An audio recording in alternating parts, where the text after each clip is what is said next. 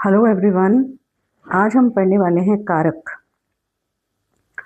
तो कारक का अर्थ होता है करने वाला, जो क्रिया को करता हो, जो काम को करता हो।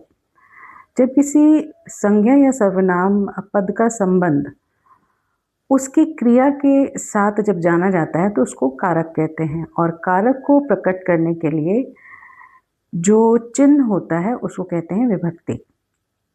अब कारक के 8 भेद हैं, जिनमें से सबसे पहला है कर्ता कारक। कर्ता कारक वो होता है जो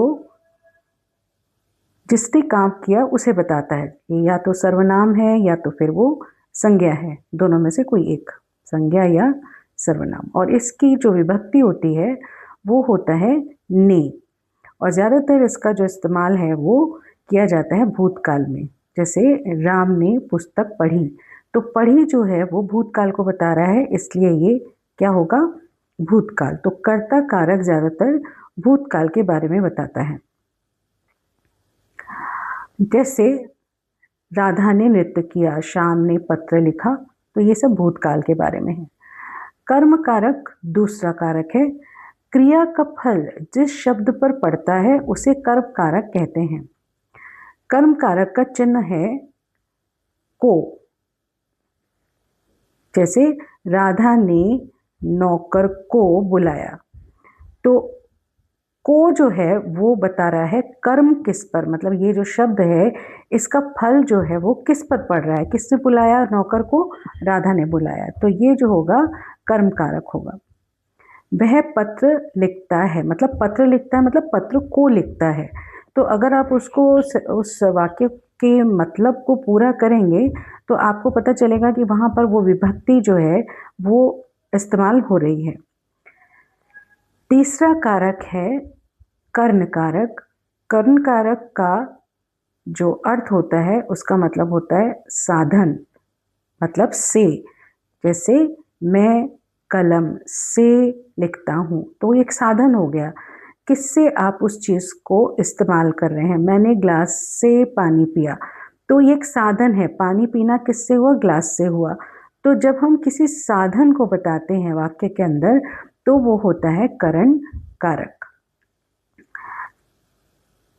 अब इसको कभी कभी हम के द्वारा जहाँ आता है उसकी तरह से भी इस्तेमाल कर लेते हैं। जैसे मुझे दूरभाष द्वारा सूचना प्राप्त हुई, तो ये द्वारा से का मतलब हो गया के द्वारा। ठीक है। उसी तरह से आज्ञा जनित वाक्य, मतलब ध्यान से अध्ययन करो। अब ध्यान से, ध्यान क्या है? एक साधन है जिसके जरिए से ही पढ़ा लिखा जा सकता है। स्कूटर से नहीं, साइकिल से स्कूल जाओ। तो जो साधन को बता रहा है वो ही करण कारक होता है। अगला कारक जो है उसे हम कहते हैं संप्रदान कारक। संप्रदान कारक का मतलब होता है क्या? देना। इसका शाब्दिक अर्थ है देना। इसका मतलब कि हम जब किसी को कुछ दें या के लिए कुछ दें तो उसे हम संप्रदान कारक कहेंगे। जैसे सैनिकों ने देश की रक्षा के लिए बलिदान दिया। तो यहाँ पर जो संप्रदान कारक है वो संप्रदान कारक है क्या? शाब्दिक अर्थ मतलब देना, जैसे कि हमने पढ़ा। तो सैनिकों ने क्या किया? देश की रक्षा के लिए बलिदान दिया। तो ये जो रक्षा के लिए है मतलब दिया कुछ, तो इसमें हम लेंगे संप्रदान कारक। उसी तरह से मैजिस्ट्रेट ने आने के लिए मेहनत करी। तो के लिए का क्या मतलब है? कुछ दिया। क्या दिया? मेहनत दिया। तो वो जो शाब्दिक अर्थ से जब हम उसको जोड़ते हैं तो वो बन जाता है संप्रदान कारक। अपादान कारक का अर्थ है अलग हो जाना। जैसे कि एक संज्ञा या सर्वनाम के जिस रूप से एक वस्तु या व्यक्ति दूसरी वस्तु या व्यक्ति से अलग होने या तुलना के भाव को बताता है। जैसे पेड़ से पत्ता गिरा। अब पेड़ से पत्ता गिरा मतलब वहाँ वो अलग हो गया, पेड़ से पत्ता अलग हो गया। तो ये हो गया अपादान कारक। मेरे हाथ से गेंद गिर गई, मतलब हाथ से गेंद अलग हो गई। तो ये से जो होगा वो अपादान कारक होगा। आपने शुरू में पढ़ा था कर्ता ने कर्म को करंट से, तो वो वाला से अलग है और ये वाला से, ये जो विभक्ति का इस्तेमाल हम कर रहे हैं वो अलग है, क्योंकि यहाँ पर चीज़ अलग हो रही है। अगर आप सेंटेंसेस वाक्यों को देखोगे तो यहाँ चीज़ें अलग हो रही है। विजय शाला से घर गया, मतलब विद्यालय से वो अलग हुआ और अपने घर चला गया, तो ये होगा अपादान कारक। फिर और दो तीन चीज़ें भी इसमें आप देख सकते हैं, जैसे कि पहचान के लिए यह मारवाड़ से है, पोस्ट ऑफिस स्कूल से दूर है। तुलना के लिए हम इस्तेमाल करते हैं, जैसे कि विमला सीता से लंबी है, तो तुलना में भी इसका इस्तेमाल हुआ।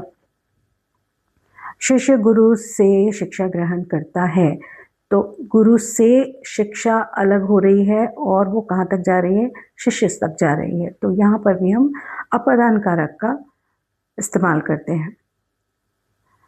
फिर आता है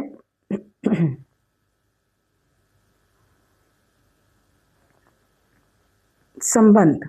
संबंध कारक क्या कहता है कि जब शब्द का वह रूप जो दूसरे संज्ञा या सर्वनाम शब्दों से संबंध बताए, इसमें क्या क्या आता है, काकी के, रारी रे या फिर ना ने नी।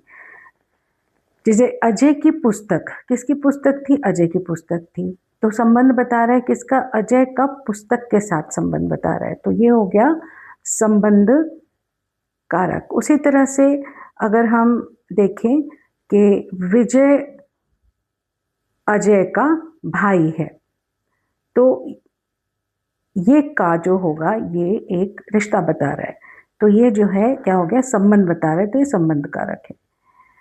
अवस्था क्या है, मेरी उम्र 50 वर्ष है, मतलब 50 वर्ष की है, तो ये अवस्था बता रहा है। 5 मिट्टी के घड़े लाओ, तो ये जो के है ये संबंध बता रहा है कि कैसे लाओ, कितने लाओ, वो एक संबंध जो है वो बता रहा है यहाँ पर। तो इसमें क्या क्या है, विभक्ति के तौर पे काकी के, रारी रे और नानी ने। अगला है अधिकरण कारक। अधिकरण कारक जो है वो क्रिया के आधार पर इस्तेमाल आता है और इसमें जो विभक्ति होती है वो है में या फिर पर, में या फिर पर। जैसे इस मंदिर में कई मूर्तियां हैं, तो ये जो में है ये अधिकरण कारक हुआ, क्योंकि यहाँ पर मंदिर एक संज्ञा है और उसका क्रिया के साथ क्या जोड़ है, मतलब इस मंदिर में क्या है, कई मूर्तियां हैं। अगर मैं कहूँ कि मैं छत पर खड़ी हूँ, तो वो क्या बता रहा है, छत पर, मतलब संज्ञा जो है उसका क्रिया के साथ क्या संबंध हो रहा है, कहाँ खड़ी हूँ, छत पर खड़ी हूँ, तो ये पर जो है ये होगा अधिकरण कारक। उसके बाद जो आखिर है वो है संबोधन। संबोधन होता है जब हम किसी को पुकारते हैं या संबोधित करते हैं, वो संबोधन कहलाता है। बुलाने के लिए, पुकारने के लिए, सावधान करने के लिए जब हम जो शब्द इस्तेमाल करते हैं, जैसे हे है, अरे है, फिर ओ है, ओ भाई, हाँ, तो जैसे ये सारे शब्द होते हैं उनको हम कहते हैं संबोधन कारक। तो आज हमने पढ़ा 8 कारकों के बारे में। अगर हम इसको पूरी तरह से बोले, याद करने के लिए कोशिश करें, तो हम कैसे याद करते हैं, कर्ता ने कर्म को करंट से, संप्रदान को के लिए अपादान से अलग होना, संबंध काकी के, रारी रे, अधिकरण में पर, संबोधन हे अरे। इस तरह से हम जब इसको याद करते हैं तो हमें बिल्कुल सटीक पता चल जाता है कि हम कौन सा कारक जो है किसके साथ लगाने वाले हैं। इसको हमेशा अपनी नोटबुक पर लिख लिख के कीजिएगा। वीडियो को सुनिए, पॉज कीजिए, साथ में लिखिए, और ये सारे जितने भी उदाहरण दिए हुए हैं उनको अपने आप से तोलिए कि जो हमने पढ़ा तो क्या वो उसमें उसी तरह से लग भी रहे हैं या नहीं। अगले वीडियो में मिलते हैं। Bye bye.